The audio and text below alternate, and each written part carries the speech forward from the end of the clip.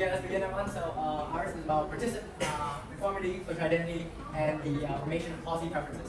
Okay, let's begin with the abstract introduction. So let me talk about the abstract. This study is examine how the party leader and fellow participants influence people view the policy. So in an online experiment, we covering the education and training students. The output we will find that the opinion appear within the same party as powerful as those party leader. So peer influence is largely derived by social inside the party, showing that the group connection significant shared political views. So next is for introduction. The paper explores how social identity impact on political opinions by comparing the leader and peer influence. So influence the examiner believes that peer view can be as strong as the Alice Garden, especially when they strongly identify with their party. So the last finding suggestion is the peer influence and social identity are key in forming political beliefs and determining partisan divides. So next is Literature, yeah. So the literature review, it discusses that this particular study, it focuses more on whether or not peers and group conformity will affect participants in influencing their political preferences, while other studies in the past talks more about how elites influences. So how did the study find out whether or not so the main hypothesis is that peers and also group conformity has the same effect as elites.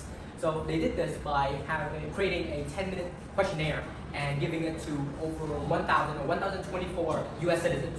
And the way that they picked this using SSI is that they would have percentage of age, gender, ethnicity is almost identical to that of US.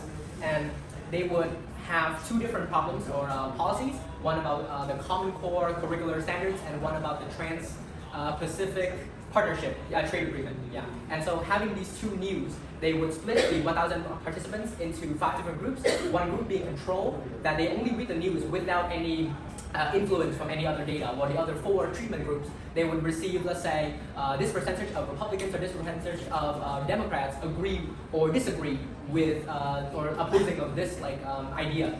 And the result shows that whoever identifies, so social identity, identifies themselves with that particular political party, shows that the more they identify or the more they are invested with that political party, they are willing or they are more inclined to believe that same idea, which shows that social identity and pure conformity in this case has a bigger influence than elite cues. So article contribute to our understanding how the message from political parties influence the citizen policy preference, revealing that the core partisan peers have in part a strong gap of the party elite. It also suggests that conformity to peers is largely driven by social identification with the party. Furthermore, it challenges the traditional notion that social identification and central to democracy. Hence, this highlights the significant role of social identities and partisan loyalties in setting forth choice and policy views, underscoring the importance of influence within the partisan parties. And so, come to the limitation. The first one is survey-based methodology. The reliance on online survey may limit the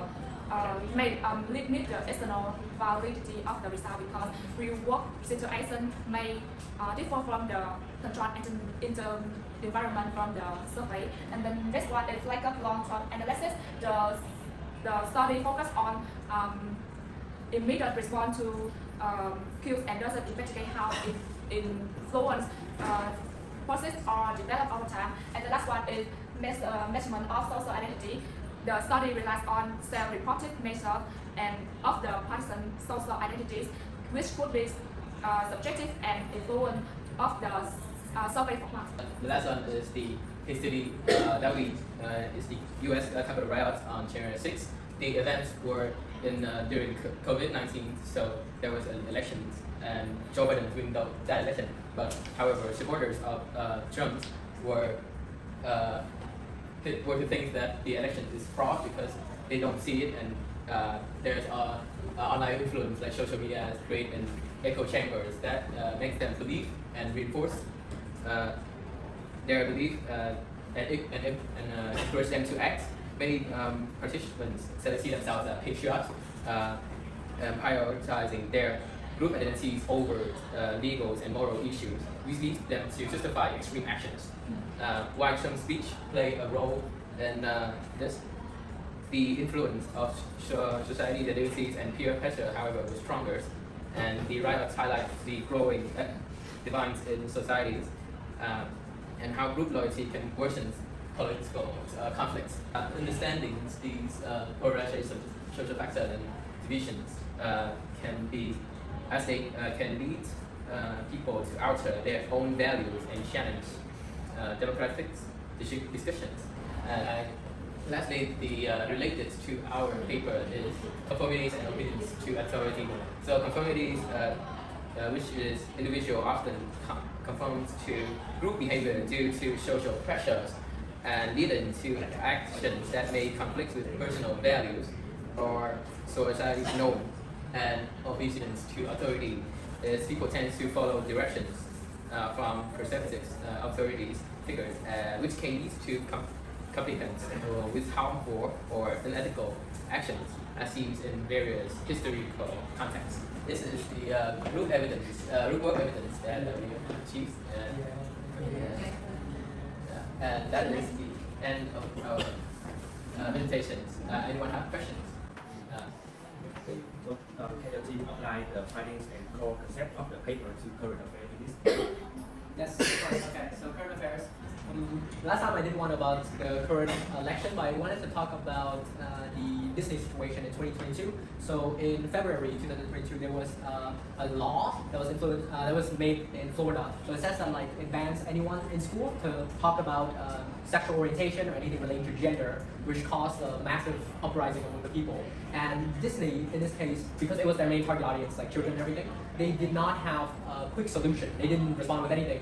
Instead, they stayed silent for a while, didn't listen to any shareholders, stakeholders, or their employees, which then caused them to rise up against the company. So they stopped working and they went to like Disney parks and they started to raise up signs. They started to riot. They started to push this agenda.